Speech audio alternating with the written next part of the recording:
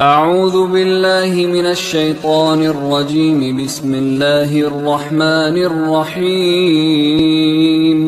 ألف لام ميم.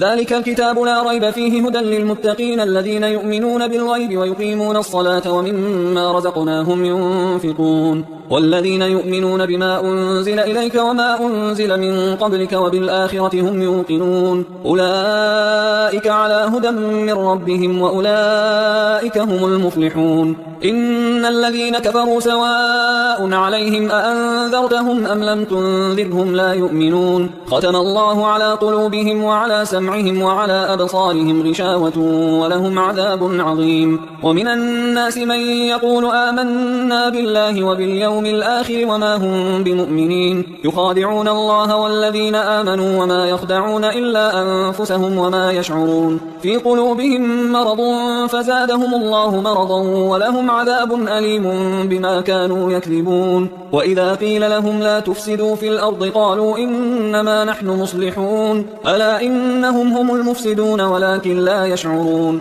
وإذا قيل لهم آمنوا كما آمن الناس قالوا أنؤمن كما آمن السفهاء ألا إنهم هم السفهاء ولكن لا يعلمون. وإذا لقوا الذين آمنوا قالوا آمنا وإذا خلوا إلى شياطينهم قالوا إنا معكم إنما نحن مستهزئون. الله يستهزئ بهم ويمدهم في طغيانهم يعمهون. أولئك الذين اشتروا الضلالة بالهدى فما ربحت تجارتهم وما كانوا مهتدين. مثلهم كمثل الذي استوقد نارا فلما أضاءت ما حوله ذهب الله بنورهم وتركهم في ظلمات لا يبصرون. صم بكم عمي فهم لا يرجعون. أو كصيب من السماء فيه ظلمات ورعد وبرق يجعلون أصابعهم في آذانهم من الصواعق حذر الموت والله محيط بالكافرين. يكاد البرق يخطف أبصارهم كلما أضاء لهم مشوا فيه وإذا أظلم عليهم قاموا ولو شاء الله لذهب بسمعهم وأبصارهم إن الله على كل شيء قدير. يا أيها الناس اعبدوا ربكم الذي خلقكم والذين من قبلكم لعلكم تتقون الذي جعل لكم الأرض فراشا والسماء بناء وأنزل من السماء ماء فأخرج به من الثمرات رزقا لكم فلا تجعلوا لله أندادا وأنتم تعلمون. وإن كنتم في ريب مما نزلنا على عبدنا فأتوا بسورة من مثله وادعوا شهداءكم من دون الله إن كنتم صادقين. فإن لم تفعلوا ولن تفعلوا فاتقوا النار التي وقودها الناس والحجارة أعدت للكافرين. وبشر الذين آمنوا وعملوا الصالحات أن لهم جنات تجري من تحتها الأنهار كلما رزقوا منها من ثمرة رزقا قالوا هذا الذي رزقنا من قبل وأتوا به متشابها ولهم فيها أزواج مطهرة وهم فيها خالدون. إن الله لا يستحيي أن يضرب مثلا ما بعوضة فما فوقها فأما الذين آمنوا فيعلمون أنه الحق من ربهم وأما الذين كفروا فيقولون ماذا أراد الله بهذا مثلا يضل به كثيرا ويهدي به كثيرا وما يضل به إلا الفاسقين الذين ينقضون عهد الله من بعد ميثاقه ويقطعون ما أمر الله به أن يوصل ويفسدون في الأرض أولئك هم الخاسرون. كيف تكفرون بالله وكنتم أمواتا فأحياكم ثم يميتكم ثم يحييكم ثم إليه ترجعون. هو الذي خلق لكم ما في الأرض جميعا ثم استوى إلى السماء فسواهن 7 سماوات وهو بكل شيء عليم. وإذ قال ربك للملائكة إني جاعل في الأرض خليفة قالوا أتجعل فيها من يفسد فيها ويسفك الدماء ونحن نسبح بحمدك ونقدس لك قال إني أعلم ما لا تعلمون. وعلم آدم الأسماء كلها ثم عرضهم على الملائكة فقال أنبئوني بأسماء هؤلاء إن كنتم صادقين. قالوا سبحانك لا علم لنا إلا ما علمتنا إنك أنت العليم الحكيم. قال يا آدم أنبئهم بأسمائهم فلما أنبأهم بأسمائهم قال ألم أقل لكم إني أعلم غيب السماوات والأرض وأعلم ما تبدون وما كنتم تكتمون. وإذ قلنا للملائكة اسجدوا لآدم فسجدوا إلا إبليس أبى واستكبر وكان من الكافرين. وقلنا يا آدم اسكن أنت وزوجك الجنة وكلا منها رغدا حيث شئتما ولا تقربا هذه الشجرة فتكونا من الظالمين. فأزلهما الشيطان عنها فأخرجهما مما كانا فيه وقلنا اهبطوا بعضكم لبعض عدو ولكم في الأرض مستقر ومتاع إلى حين. فتلقى آدم من ربه كلمات فتاب عليه إنه هو التواب الرحيم. قلنا اهبطوا منها جميعا فإما يأتينكم مني هدى فمن تبع هداي فلا خوف عليهم ولا هم يحزنون. والذين كفروا وكذبوا بآياتنا أولئك أصحاب النار هم فيها خالدون. يا بني إسرائيل اذكروا نعمتي التي أنعمت عليكم وأوفوا بعهدي أوف بعهدكم وإياي فارهبون. وآمنوا بما أنزلت مصدقا لما معكم ولا تكونوا أول كافر به ولا تشتروا بآياتي ثمنا قليلا وإياي فاتقون. ولا تلبسوا الحق بالباطل وتكتموا الحق وأنتم تعلمون. وأقيموا الصلاة وآتوا الزكاة واركعوا مع الراكعين. أتأمرون الناس بالبر وتنسون أنفسكم وأنتم تتلون الكتاب أفلا تعقلون. واستعينوا بالصبر والصلاة وإنها لكبيرة إلا على الخاشعين الذين يظنون أنهم ملاقو ربهم وأنهم إليه راجعون. يا بني إسرائيل اذكروا نعمتي التي أنعمت عليكم وأني فضلتكم على العالمين. واتقوا يوما لا تجزي نفس عن نفس شيئا ولا يقبل منها شفاعة ولا يؤخذ منها عدل ولا هم ينصرون. وإذ نجيناكم من آل فرعون يسومونكم سوء العذاب يذبحون أبناءكم ويستحيون نساءكم وفي ذلكم بلاء من ربكم عظيم. وإذ فرقنا بكم البحر فأنجيناكم وأغرقنا آل فرعون وأنتم تنظرون. وإذ واعدنا موسى 40 ليلة ثم اتخذتم العجل من بعده وأنتم ظالمون ثم عفونا عنكم من بعد ذلك لعلكم تشكرون. وإذ آتينا موسى الكتاب والفرقان لعلكم تهتدون. وإذ قال موسى لقومه يا قوم إنكم ظلمتم أنفسكم باتخاذكم العجل فتوبوا إلى بارئكم فاقتلوا أنفسكم ذلكم خير لكم عند بارئكم فتاب عليكم إنه هو التواب الرحيم. وإذ قلتم يا موسى لن نؤمن لك حتى نرى الله جهرة فأخذتكم الصاعقة وأنتم تنظرون ثم بعثناكم من بعد موتكم لعلكم تشكرون. وظللنا عليكم الغمام وأنزلنا عليكم المن والسلوى كلوا من طيبات ما رزقناكم وما ظلمونا ولكن كانوا أنفسهم يظلمون. وإذ قلنا ادخلوا هذه القرية فكلوا منها حيث شئتم رغدا وادخلوا الباب سجدا وقولوا حطة نغفر لكم خطاياكم وسنزيد المحسنين. فبدل الذين ظلموا قولا غير الذي قيل لهم فأنزلنا على الذين ظلموا رجزا من السماء بما كانوا يفسقون. وإذ استسقى موسى لقومه فقلنا اضرب بعصاك الحجر فانفجرت منه 12 عينا قد علم كل أناس مشربهم كلوا واشربوا من رزق الله ولا تعثوا في الأرض مفسدين. وإذ قلتم يا موسى لن نصبر على طعام واحد فادع لنا ربك يخرج لنا مما تنبت الأرض من بقلها وقثائها وفومها وعدسها وبصلها قال أتستبدلون الذي هو أدنى بالذي هو خير اهبطوا مصرا فإن لكم ما سألتم وضربت عليهم الذلة والمسكنة وباءوا بغضب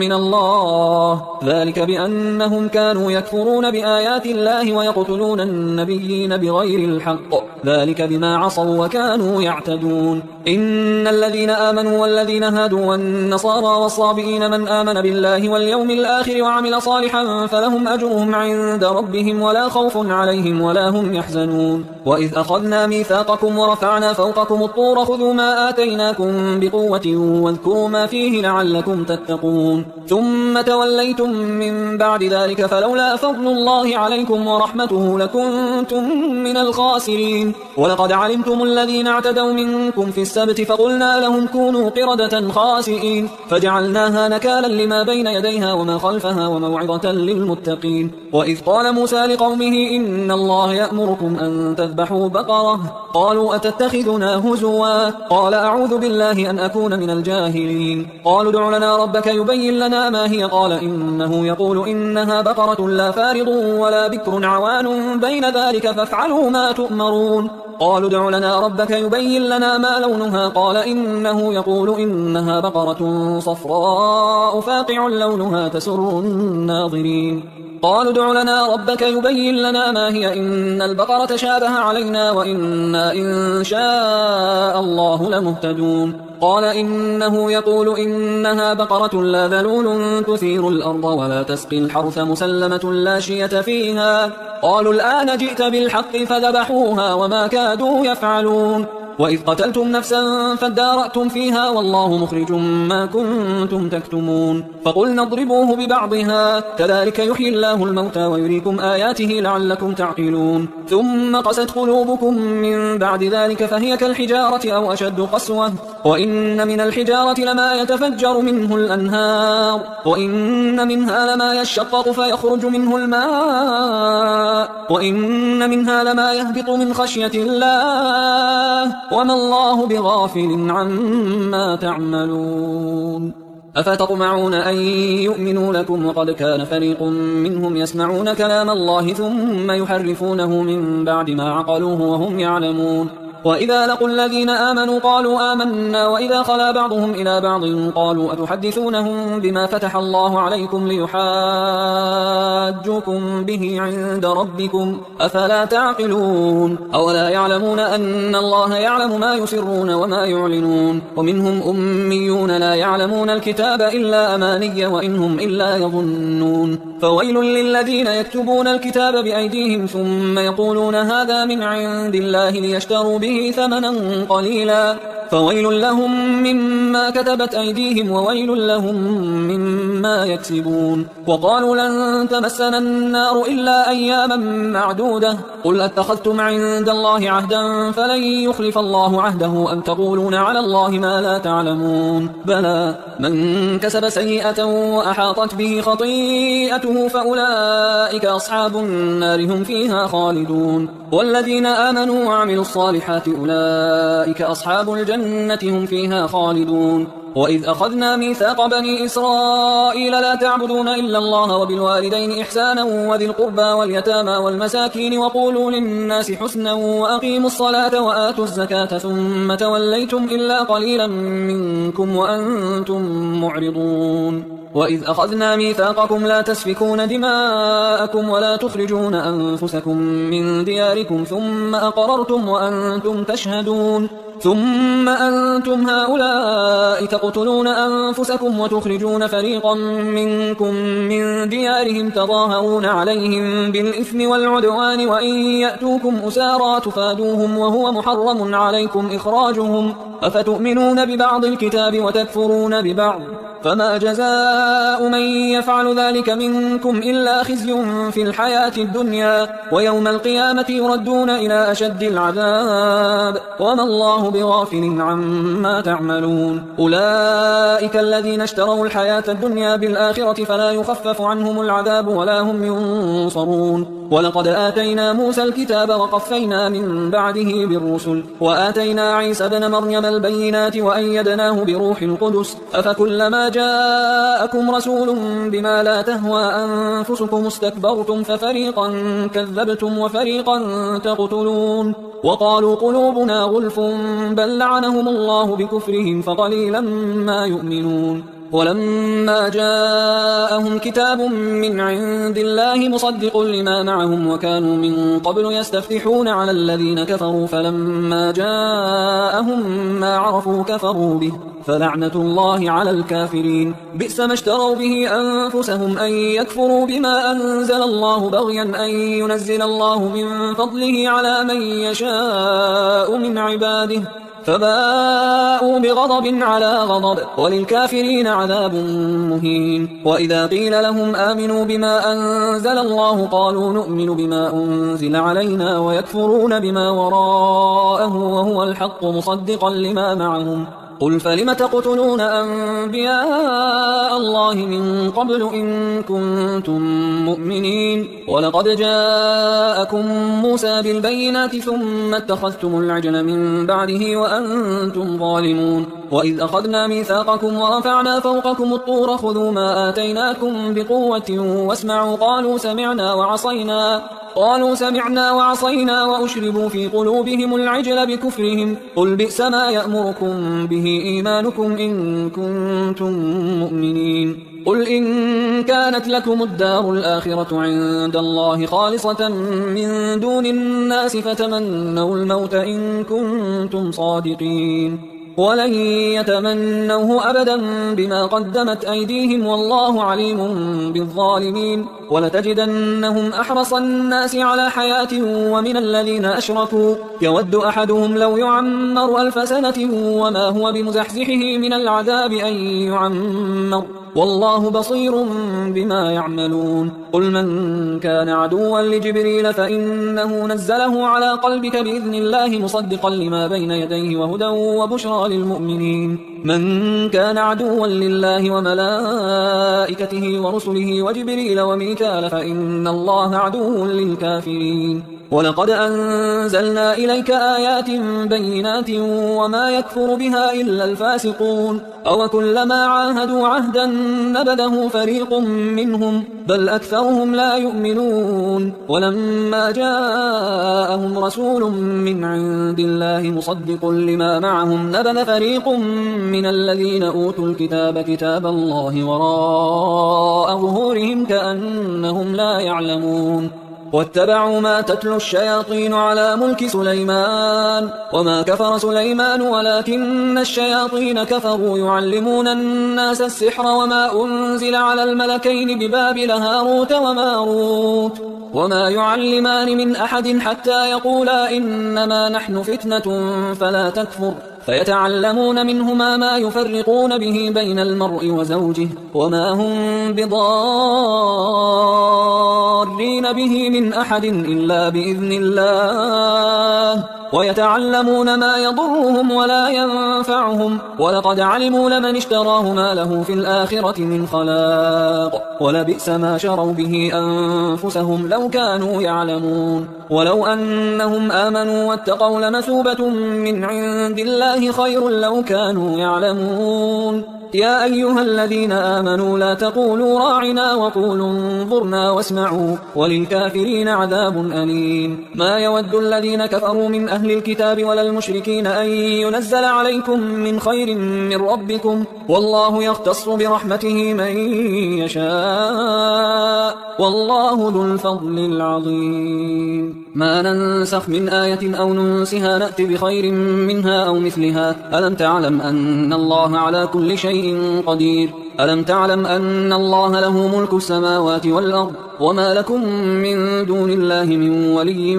ولا نصير. أم تريدون أن تسألوا رسولكم كما سئل موسى من قبل ومن يتبدل الكفر بالإيمان فقد ضل سواء السبيل. ود كثير من أهل الكتاب لو يردونكم من بعد إيمانكم كفارا حسدا من عند أنفسهم من بعد ما تبين لهم الحق فاعفوا واصفحوا حتى يأتي الله بأمره إن الله على كل شيء قدير. وأقيموا الصلاة وآتوا الزكاة وما تقدموا لأنفسكم من خير تجدوه عند الله إن الله بما تعملون بصير. وقالوا لن يدخل الجنة إلا من كان هودا أو نصارى والنصارى تلك أمانيهم قل هاتوا برهانكم إن كنتم صادقين بلى من أسلم وجهه لله وهو محسن فله أجره عند ربه ولا خوف عليهم ولا هم يحزنون وقالت اليهود ليست النصارى على شيء وقالت النصارى ليست اليهود على شيء وهم يتلون الكتاب كذلك قال الذين لا يعلمون مثل قولهم فالله يحكم بينهم يوم القيامة فيما كانوا فيه يختلفون ومن أظلم ممن منع مساجد الله أن يذكر فيها اسمه وسعى في خرابها أولئك ما كان لهم أن يدخلوها إلا خائفين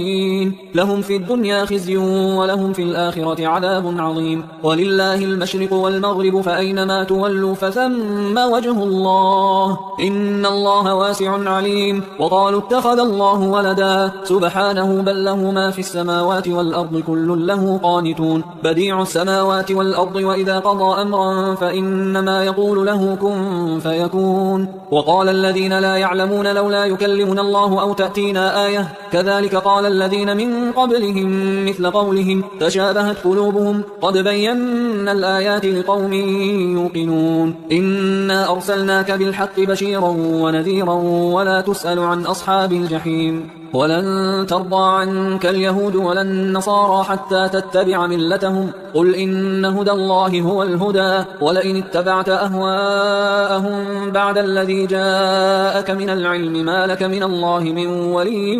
ولا نصير الذين آتيناهم الكتاب يتلونه حق تلاوته أولئك يؤمنون به ومن يكفر به فأولئك هم الخاسرون يا بني إسرائيل اذكروا نعمتي التي أنعمت عليكم وأني فضلتكم على العالمين واتقوا يوما لا تجزي نفس عن نفس شيئا ولا يقبل منها عدل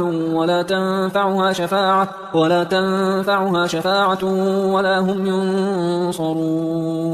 وإذ ابتلى إبراهيم ربه بكلمات فأتمهن قال إني جاعلك للناس إماما قال ومن ذريتي قال لا ينال عهد الظالمين وإذ جعلنا البيت مثابة للناس وأمنا واتخذوا من مقام إبراهيم مصلى وعهدنا إلى إبراهيم وإسماعيل أن طهرا بيتي للطائفين والعاكفين والركع السجود وإذ قال إبراهيم رب اجعل هذا بلدا آمنا وارزق أهله من الثمرات من آمن منهم بالله واليوم الآخر قال ومن كفر فأمتعه قليلا ثم أضطره إلى عذاب النار وبئس المصير وإذ يرفع إبراهيم القواعد من البيت وإسماعيل ربنا تقبل منا إنك أنت السميع العليم ربنا وجعلنا مسلمين لك ومن ذريتنا أمة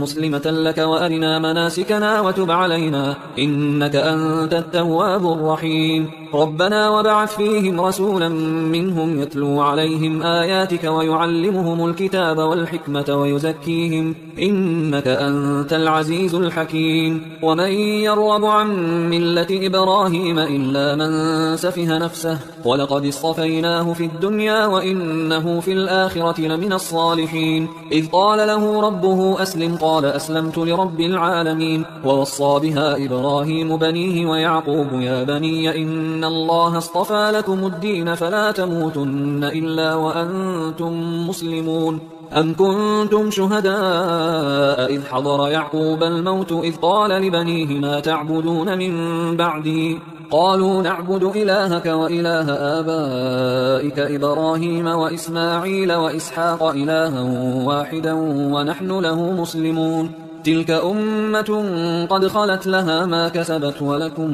ما كسبتم ولا تسألون عما كانوا يعملون وقالوا كونوا هودا أو نصارى تهتدوا قل بل ملة إبراهيم حنيفا وما كان من المشركين قولوا آمنا بالله وما أنزل إلينا وما أنزل إلى إبراهيم وإسماعيل وإسحاق ويعقوب والأسباط وما أوتي موسى وعيسى وما أوتي النبيون من ربهم لا نفرق بين أحد منهم ونحن له مسلمون فإن آمنوا بمثل ما آمنتم به فقد اهتدوا وإن تولوا فإنما هم في شقاق فسيكفيكهم الله وهو السميع العليم صبغة الله ومن أحسن من الله صبغة ونحن له عابدون قل أتحاجوننا في الله وهو ربنا وربكم ولنا أعمالنا ولكم أعمالكم ونحن له مخلصون أم تقولون إن إبراهيم وإسماعيل وإسحاق ويعقوب والأسباط كانوا هودا أو نصارى قل أأنتم أعلم أم الله ومن أظلم ممن كتم شهادة عنده من الله وما الله بغافل عما تعملون تلك أمة قد خلت لها ما كسبت ولكم ما كسبتم ولا تسألون عما كانوا يعملون سيقول السفهاء من الناس ما ولاهم عن قبلتهم التي كانوا عليها قل لله المشرق والمغرب يهدي من يشاء إلى صراط مستقيم وكذلك جعلناكم أمة وسطا لتكونوا شهداء على الناس ويكون الرسول عليكم شهيدا وما جعلنا القبلة التي كنت عليها إلا لنعلم من يتبع الرسول ممن ينقلب على عقبيه وإن كانت لكبيرة إلا على الذين هدى الله وما كان الله ليضيع إيمانكم إن الله بالناس لرؤوف رحيم قد نرى تقلب وجهك في السماء فلنولينك قبلة ترضاها فول وجهك شطر المسجد الحرام وحيث ما كنتم فولوا وجوهكم شطره وإن الذين أوتوا الكتاب ليعلمون أنه الحق من ربهم وما الله بغافل عما يعملون ولئن أتيت الذين أوتوا الكتاب بكل آية ما تبعوا قبلتك وما أنت بتابع قبلتهم وما بعضهم بتابع قبلة بعض ولئن اتبعت أهواءهم من بعد ما جاءك من العلم إنك إذا لمن الظالمين الذين آتيناهم الكتاب يعرفونه كما يعرفون أبناءهم وإن فريقا منهم ليكتمون الحق وهم يعلمون الحق من ربك فلا تكونن من الممترين ولكل وجهة هو موليها فاستبقوا الخيرات أينما تكونوا يأتي بكم الله جميعا إن الله على كل شيء قدير ومن حيث خرجت فول وجهك شطر المسجد الحرام وإنه للحق من ربك وما الله بغافل عما تعملون ومن حيث خرجت فول وجهك شطر المسجد الحرام وحيث ما كنتم فولوا وجوهكم شطره لئلا يكون للناس عليكم حجة إلا الذين ظلموا منهم فلا تخشوهم واخشوني ولأتم نعمتي عليكم ولعلكم تهتدون كما أرسلنا فيكم رسولا منكم يتلو عليكم آياتنا ويزكيكم ويعلمكم الكتاب والحكمة ويعلمكم ما لم تكونوا تعلمون فاذكروني أذكركم واشكروا لي ولا تكفرون يا أيها الذين آمنوا استعينوا بالصبر والصلاة إن الله مع الصابرين ولا تقولوا لمن يقتل في سبيل الله أموات بل أحياء ولكن لا تشعرون ولنبلونكم بشيء من الخوف والجوع ونقص من الأموال والأنفس والثمرات وبشر الصابرين الذين إذا أصابتهم مصيبة قالوا إنا لله وإنا إليه راجعون أولئك عليهم صلوات من ربهم ورحمة وأولئك هم المهتدون إن الصفا والمروة من شعائر الله فمن حج البيت أو اعتمر فلا جناح عليه أن يطوف بهما ومن تطوع خيرا فإن الله شاكر عليم إن الذين يكتمون ما أنزلنا من البينات والهدى من بعد ما بيناه للناس في الكتاب أولئك يلعنهم الله ويلعنهم اللاعنون إلا الذين تابوا وأصلحوا وبينوا فأولئك أتوب عليهم وأنا التواب الرحيم. إن الذين كفروا وماتوا وهم كفار أولئك عليهم لعنة الله والملائكة والناس أجمعين خالدين فيها لا يخفف عنهم العذاب ولا هم ينظرون. وإلهكم إله واحد لا إله إلا هو الرحمن الرحيم. إن في خلق السماوات والأرض واختلاف الليل والنهار والفلك التي تجري في البحر بما ينفع الناس وما أنزل الله من السماء من ماء فأحيا به الأرض بعد موتها وبث فيها من كل دابة وتصريف الرياح والسحاب المسخر بين السماء والأرض لآيات لقوم يعقلون. ومن الناس من يتخذ من دون الله أندادا يحبونهم كحب الله والذين آمنوا أشد حبا لله. ولو يرى الذين ظلموا إذ يرون العذاب أن القوة لله جميعا وأن الله شديد العذاب. إذ تبرأ الذين اتبعوا من الذين اتبعوا ورأوا العذاب وتقطعت بهم الأسباب. وقال الذين اتبعوا لو أن لنا كرة فنتبرأ منهم كما تبرأوا منا كذلك يريهم الله أعمالهم حسرات عليهم وما هم بخارجين من النار. يا أيها الناس كلوا مما في الأرض حلالا طيبا ولا تتبعوا خطوات الشيطان إنه لكم عدو مبين. إنما يأمركم بالسوء والفحشاء وأن تقولوا على الله ما لا تعلمون. وإذا قيل لهم اتبعوا ما أنزل الله قالوا بل نتبع ما ألفينا عليه آباءنا أولو كان آباؤهم لا يعقلون شيئا ولا يهتدون. ومثل الذين كفروا كمثل الذي ينعق بما لا يسمع إلا دعاء ونداء صم بكم عمي فهم لا يعقلون. يا أيها الذين آمنوا كلوا من طيبات ما رزقناكم واشكروا لله إن كنتم إياه تعبدون. إنما حرم عليكم الميتة والدم ولحم الخنزير وما أهل به لغير الله فمن اضطر غير باغ ولا عاد فلا إثم عليه إن الله غفور رحيم. إن الذين يكتمون ما أنزل الله من الكتاب ويشترون به ثمنا قليلا أولئك ما يأكلون في بطونهم إلا النار ولا يكلمهم الله يوم القيامة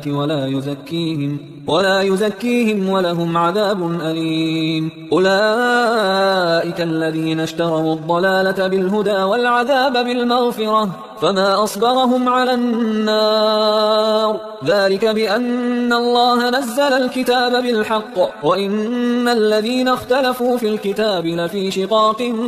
بعيد.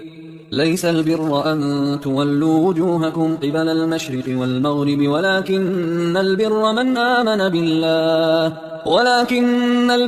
آمن بالله واليوم الآخر والملائكة والكتاب والنبيين وآتى المال على حبه ذوي القربى واليتامى والمساكين وابن السبيل والسائلين وفي الرقاب وأقام الصلاة وآتى الزكاة والموفون بعهدهم إذا عاهدوا والصابرين في البأساء والضراء وحين البأس أولئك الذين صدقوا وأولئك هم المتقون. يا أيها الذين آمنوا كتب عليكم القصاص في القتلى الحر بالحر والعبد بالعبد والأنثى بالأنثى فمن عفي له من أخيه شيء فاتباع بالمعروف وأداء إليه بإحسان ذلك تخفيف من ربكم ورحمة فمن اعتدى بعد ذلك فله عذاب أليم. ولكم في القصاص حياة يا أولي الألباب لعلكم تتقون. كتب عليكم إذا حضر أحدكم الموت إن ترك خيرا الوصية للوالدين والأقربين بالمعروف حقا على المتقين فمن بدله بعدما سمعه فإنما إثمه على الذين يبدلونه إن الله سميع عليم فمن خاف من موص جنفا أو إثما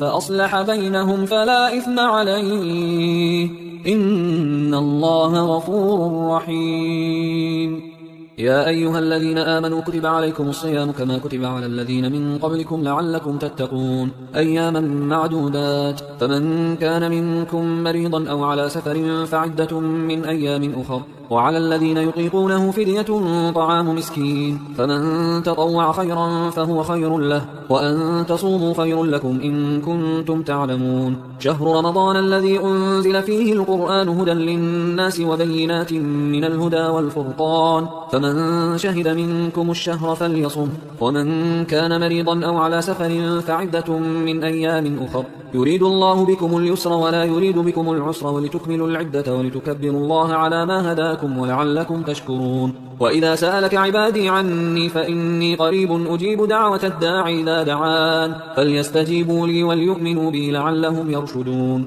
أحل لكم ليلة الصيام الرفث إلى نسائكم هن لباس لكم وأنتم لباس لهن علم الله أنكم كنتم تختانون أنفسكم فتاب عليكم وعفى عنكم فالآن باشروهن وابتغوا ما كتب الله لكم وكلوا واشربوا حتى يتبين لكم الخيط الأبيض من الخيط الأسود من الفجر ثم أتموا الصيام إلى الليل ولا تباشروهن وأنتم عاكفون في المساجد تلك حدود الله فلا تقربوها كذلك يبين الله آياته للناس لعلهم يتقون ولا تأكلوا أموالكم بينكم بالباطل وتدلوا بها إلى الحكام لتأكلوا فريقا من أموال الناس بالإثم وأنتم تعلمون يسألونك عن الأهلة قل هي مواقيت للناس والحج وليس البر بأن تأتوا البيوت من ظهورها ولكن البر من اتقى وأتوا البيوت من أبوابها واتقوا الله لعلكم تفلحون وقاتلوا في سبيل الله الذين يقاتلونكم ولا تعتدوا إن الله لا يحب المعتدين وقتلوهم حيث ثقفتموهم وأخرجوهم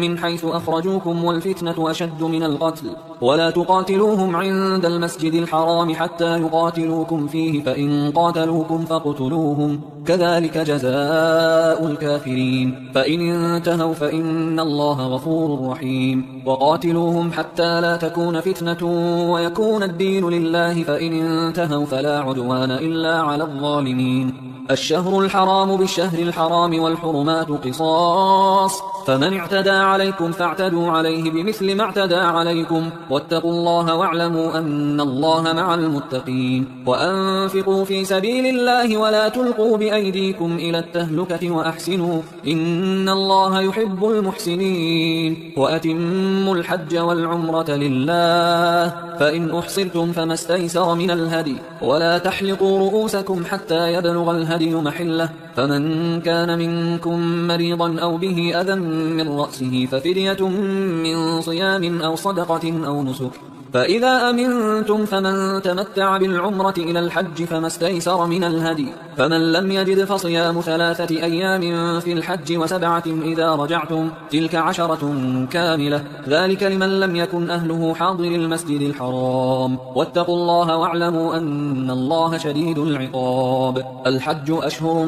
معلومات فمن فرض فيهن الحج فلا رفث ولا فسوق ولا جدال في الحج وما تفعلوا من خير يعلمه الله وتزودوا فإن خير الزاد التقوى واتقون يا أولي الألباب ليس عليكم جناح أن تبتغوا فضلا من ربكم فإذا أفضتم من عرفات فاذكروا الله عند المشعر الحرام واذكروه كما هداكم وإن كنتم من قبله لمن الضالين ثم أفيضوا من حيث أفاض الناس واستغفروا الله إن الله غفور رحيم فإذا قضيتم مناسككم فاذكروا الله كذكركم آباءكم أو أشد ذكرا فمن الناس من يقول ربنا آتنا في الدنيا وما له في الآخرة من خلاق ومنهم من يقول ربنا آتنا في الدنيا حسنة وفي الآخرة حسنة وقنا عذاب النار أولئك لهم نصيب مما كسبوا والله سريع الحساب واذكروا الله في أيام معدودات فمن تعجل في يومين فلا إثم عليه ومن تأخر فلا إثم عليه لمن اتقى واتقوا الله واعلموا أنكم إليه تحشرون ومن الناس من يعجبك قوله في الحياة الدنيا ويشهد الله على ما في قلبه وهو ألد الخصام وإذا تولى سعى في الأرض ليفسد فيها ويهلك الحرث والنسل والله لا يحب الفساد وإذا قيل له اتق الله أخذته العزة بالإثم فحسبه جهنم ولبئس المهاد ومن الناس من يشري نفسه ابتغاء مرضات الله والله رؤوف بالعباد يا أيها الذين آمنوا ادخلوا في السلم كافة ولا تتبعوا خطوات الشيطان إنه لكم عدو مبين فإن زللتم من بعد ما جاءتكم البينات فاعلموا أن الله عزيز حكيم هل ينظرون إلا أن يأتيهم الله في ظلل من الغمام والملائكة وقضي الأمر وإلى الله ترجع الأمور سل بني إسرائيل كم آتيناهم من آية بينة ومن يبدل نعمة الله من بعد ما جاءته فإن الله شديد العقاب زين للذين كفروا الحياة الدنيا ويسخرون من الذين آمنوا والذين اتقوا فوقهم يوم القيامة والله يرزق من يشاء بغير حساب كان الناس أمة واحدة فبعث الله النبيين مبشرين ومنذرين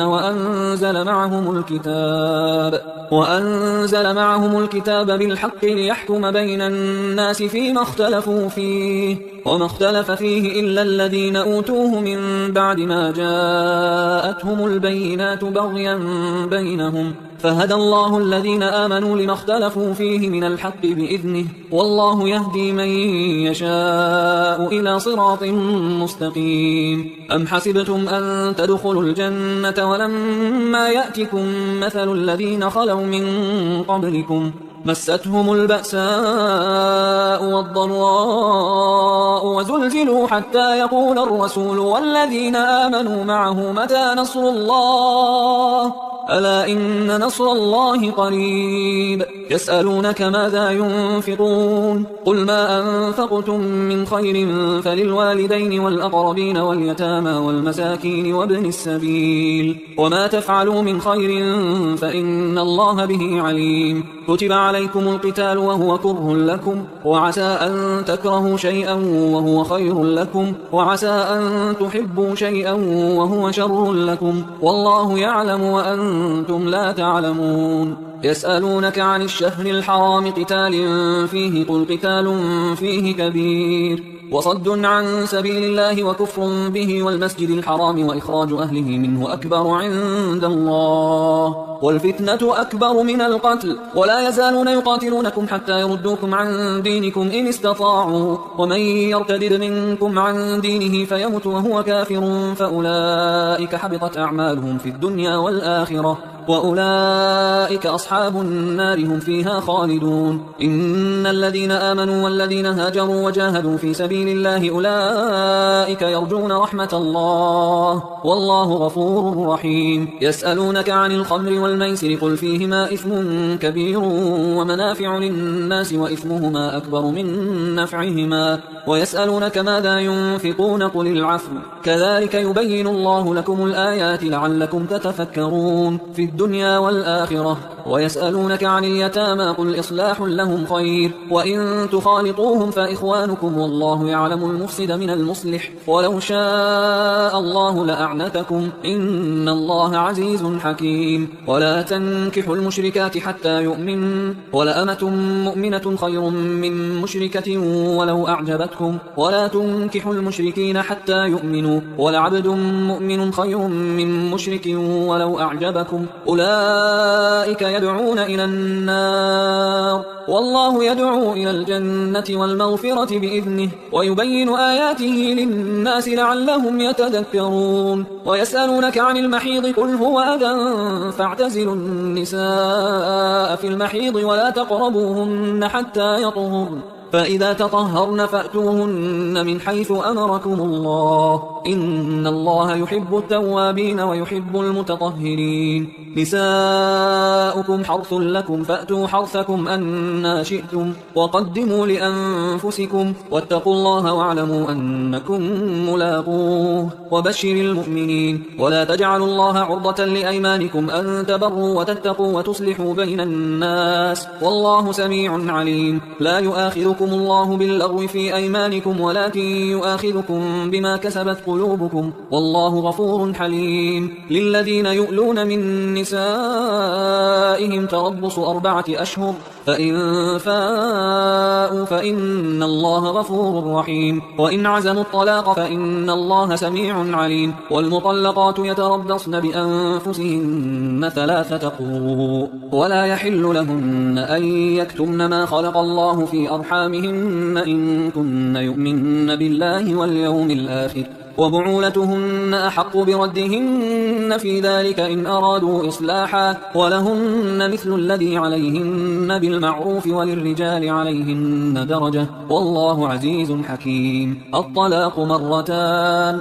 فإمساكم بمعروف أو تسريح بإحسان ولا يحل لكم أن تأخذوا مما آتيتموهن شيئا إلا أن يخافا ألا يقيما حدود الله فإن خفتم ألا يقيما حدود الله فلا جناح عليهما فيما افتدت به تلك حدود الله فلا تعتدوها ومن يتعد حدود الله فأولئك هم الظالمون فإن طلقها فلا تحل له من بعد حتى تنكح زوجا غيره فإن طلقها فلا جناح عليهما أن يتراجعا إن ظنا أن يقيما حدود الله وتلك حدود الله يبينها لقوم يعلمون وإذا طلقتم النساء فبلغن أجلهن فأمسكوهن بمعروف أو سرحوهن بمعروف ولا تمسكوهن ضرارا لتعتدوا ومن يفعل ذلك فقد ظلم نفسه ولا تتخذوا آيات الله هزوا واذكروا نعمة الله عليكم وما أنزل عليكم من الكتاب والحكمة يعظكم به واتقوا الله واعلموا أن الله بكل شيء عليم وإذا طلقتم النساء فبلغن أجلهن فلا تعضلوهن أن ينكحن أزواجهن إذا تراضوا بينهم بالمعروف ذلك يوعظ به من كان منكم يؤمن بالله واليوم الآخر ذلكم أزكى لكم وأطهر والله يعلم وأنتم لا تعلمون والوالدات يرضعن أولادهن حولين كاملين لمن أراد أن يتم الرضاعة وعلى المولود له رزقهن وكسوتهن بالمعروف لا تكلف نفس إلا وسعها لا تضار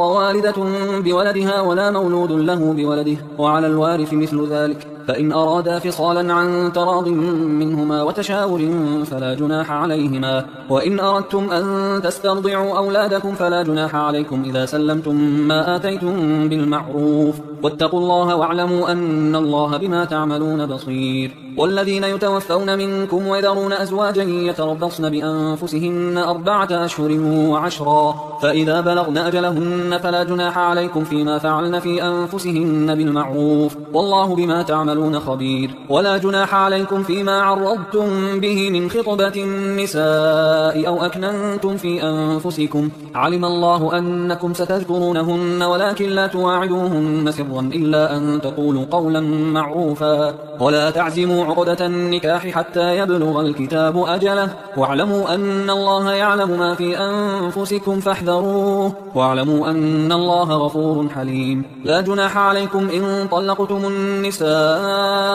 ما لم تمسوهن أو تفرضوا لهن فريضة، ومتعوهن على الموسع قدره وعلى المقتر قدره متاعا بالمعروف حقا على المحسنين. وإن طلقتموهن من قبل أن تمسوهن وقد فرضتم لهن فريضة فنصف ما فرضتم إلا أن يعفون أو يعفو الذي بيده عقدة النكاح، وأن تعفوا أقرب للتقوى. ولا تنسوا الفضل بينكم، إن الله بما تعملون بصير. حافظوا على الصلوات والصلاة الوسطى وقوموا لله قانتين. فإن خفتم فرجالا أو ركبانا، فإذا أمنتم فاذكروا الله كما علمكم ما لم تكونوا تعلمون. والذين يتوفون منكم ويذرون أزواجا وصية لأزواجهم متاعا إلى الحول غير إخراج، فإن خرجن فلا جناح عليكم فيما فعلن في أنفسهن من معروف، والله عزيز حكيم. وللمطلقات متاع بالمعروف حقا على المتقين، كذلك يبين الله لكم آياته لعلكم تعقلون. ألم تر إلى الذين خرجوا من ديارهم وهم ألوف حذر الموت فقال لهم الله موتوا ثم أحياهم، إن الله لذو فضل على الناس ولكن أكثر الناس لا يشكرون. وقاتلوا في سبيل الله واعلموا أن الله سميع عليم. من ذا الذي يقرض الله قرضا حسنا فيضاعفه له أضعافا كثيرة، والله يقبض ويبسط وإليه ترجعون. ألم تر إلى الملأ من بني إسرائيل من بعد موسى إذ قالوا لنبي له مبعث لنا ملكا نقاتل في سبيل الله، قال هل عسيتم إن كتب عليكم القتال ألا تقاتلوا؟ قالوا وما لنا ألا نقاتل في سبيل الله وقد أخرجنا من ديارنا وأبنائنا، فلما كتب عليهم القتال تولوا إلا قليلا منهم، والله عليم بالظالمين. وقال لهم نبيهم إن الله قد بعث لكم طالوت ملكا، قالوا أنى يكون له الملك علينا ونحن أحق بالملك منه ولم يؤت سعة من المال، قال إن الله اصطفاه عليكم وزاده بسطة في العلم والجسم، والله يؤتي ملكه من يشاء والله واسع عليم. وقال لهم نبيهم إن آية ملكه أن يأتيكم التابوت فيه سكينة من ربكم وبقية مما ترك آل موسى وآل هارون تحمله الملائكة، إن في ذلك لآية لكم إن كنتم مؤمنين. فلما فصل طالوت بالجنود قال إن الله مبتليكم بنهر فمن شرب منه فليس مني ومن لم يطعمه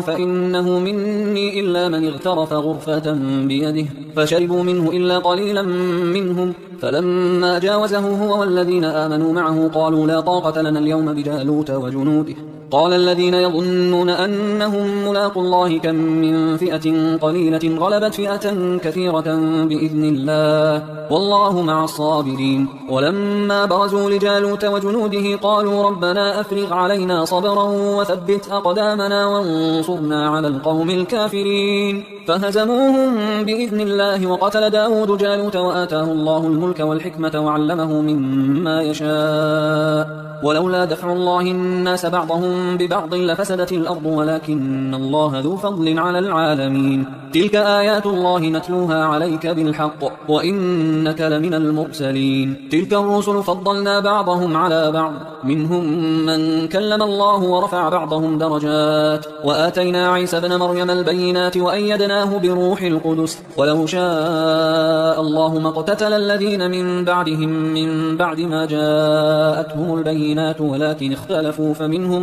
من آمن ومنهم من كفر، ولو شاء الله ما اقتتلوا ولكن الله يفعل ما يريد. يا أيها الذين آمنوا أنفقوا مما رزقناكم من قبل أن يأتي يوم لا بيع فيه ولا خلة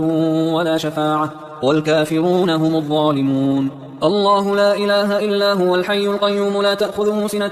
ولا نوم له ما في السماوات وما في الأرض من ذا الذي يشفع عنده إلا بإذنه يعلم ما بين أيديهم وما خلفهم ولا يحيطون بشيء من علمه إلا بما شاء وسع كرسيه السماوات والأرض ولا يؤوده حفظهما وهو العلي العظيم. لا إكراه في الدين قد تبين الرشد من الغي فمن يكفر بالطاغوت ويؤمن بالله فقد استمسك بالعروة الوثقى لا انفصام لها والله سميع عليم. الله ولي الذين آمنوا يخرجهم من الظلمات إلى النور والذين كفروا أولياؤهم الطاغوت يخرجونهم من النور إلى الظلمات أولئك أصحاب النار هم فيها خالدون. ألم تر إلى الذي حاج إبراهيم في ربه أن آتاه الله الملك إذ قال إبراهيم ربي الذي يحيي ويميت قال أنا أحيي وأميت قال إبراهيم فإن الله يأتي بالشمس من المشرق فأت بها من المغرب فبهت الذي كفر والله لا يهدي القوم الظالمين. أو كالذي مر على قرية وهي خاوية على عروشها قال أنى يحيي هذه الله بعد موتها فأماته الله 100 عام ثم بعثه قال كم لبثت قال لبثت يوما أو بعض يوم قال بل لبثت 100 عام فانظر إلى طعامك وشرابك لم يتسنه وانظر إلى حمارك ولنجعلك آية للناس وانظر إلى العظام كيف ننشزها ثم نكسوها لحما فلما تبين له قال أعلم أن الله على كل شيء قدير. وإذ قال إبراهيم رب أرني كيف تحيي الموتى قال أولم تؤمن قال بلى ولكن ليطمئن قلبي قال فخذ 4 من الطير فصرهن إليك ثم اجعل على كل جبل منهن جزءا ثم ادعهن يأتينك سعيا واعلم أن الله عزيز حكيم. مثل الذين ينفقون أموالهم في سبيل الله كمثل حبة أنبتت 7 سنابل في كل سنبلة 100 حبة والله يضاعف لمن يشاء والله واسع عليم. الذين ينفقون أموالهم في سبيل الله ثم لا يتبعون ما أنفقوا منا ولا أذى لهم أجرهم عند ربهم ولا خوف عليهم ولا هم يحزنون. قول معروف ومغفرة خير من صدقة يتبعها أذى والله غني حليم. يا أيها الذين آمنوا لا تبطلوا صدقاتكم بالمن والأذى كالذي ينفق ماله رئاء الناس ولا يؤمن بالله واليوم الآخر فمثله كمثل صفوان عليه تراب فأصابه وابل فتركه صلدا لا يقدرون على شيء مما كسبوا والله لا يهدي القوم الكافرين. ومثل الذين ينفقون أموالهم ابتغاء مرضات الله وتثبيتا من أنفسهم كمثل جنة بربوة أصابها وابل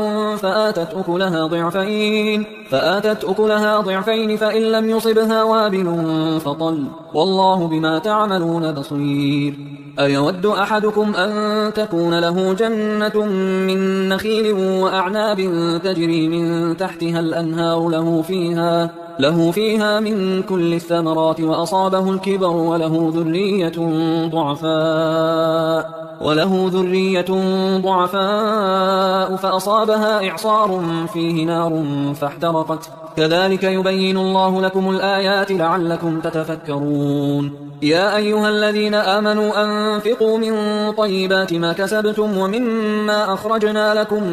من الأرض ولا تيمموا الخبيث منه تنفقون ولستم بآخذيه إلا أن تغمضوا فيه واعلموا أن الله غني حميد. الشيطان يعدكم الفقر ويأمركم بالفحشاء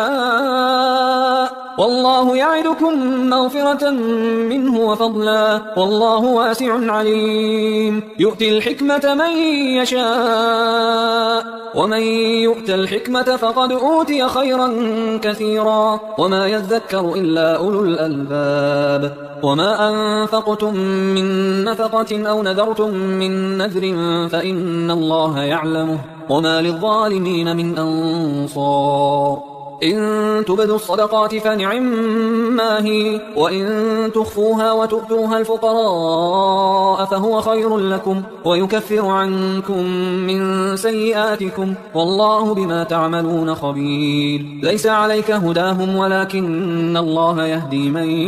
يشاء. وما تنفقوا من خير فلأنفسكم وما تنفقون إلا ابتغاء وجه الله وما تنفقوا من خير يوفى إليكم وأنتم لا تظلمون. للفقراء الذين أحصروا في سبيل الله لا يستطيعون ضربا في الأرض يحسبهم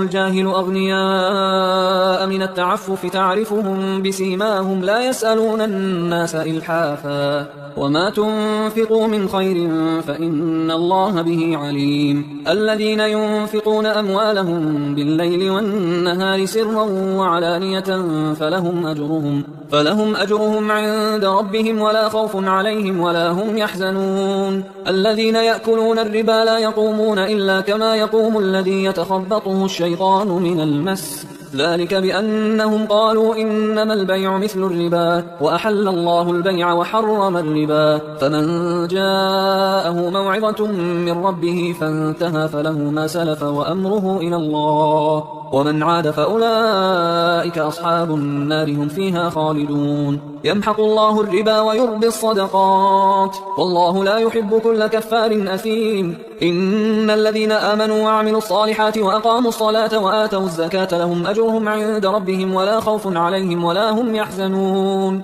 يا أيها الذين آمنوا اتقوا الله وذروا ما بقي من الربا إن كنتم مؤمنين فإن لم تفعلوا فأذنوا بحرب من الله ورسوله وإن تبتم فلكم رؤوس أموالكم لا تظلمون ولا تظلمون. وإن كان ذو عسرة فنظرة إلى ميسرة وأن تصدقوا خير لكم إن كنتم تعلمون. واتقوا يوما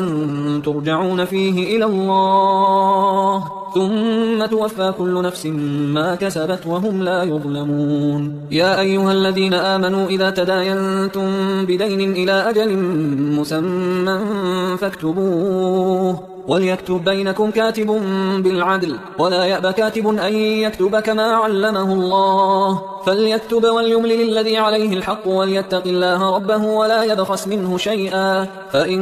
كان الذي عليه الحق سفيها أو ضعيفا أو لا يستطيع أن يمله فليملل وليه بالعدل واستشهدوا شهيدين من رجالكم فإن لم يكونا رجلين فرجل وامرأتان ممن ترضون من الشهداء أن تضل إحداهما فتذكر إحداهما الأخرى ولا يأبى الشهداء إذا ما دعوا ولا تسأموا أن تكتبوه صغيرا أو كبيرا إلى أجله ذلكم أقسط عند الله وأقوم للشهادة وأدنى أن لا ترتابوا إلا أن تكون تجارة حاضرة تديرونها بينكم فليس عليكم جناح ألا تكتبوها وأشهدوا إذا تبايعتم ولا يضار كاتب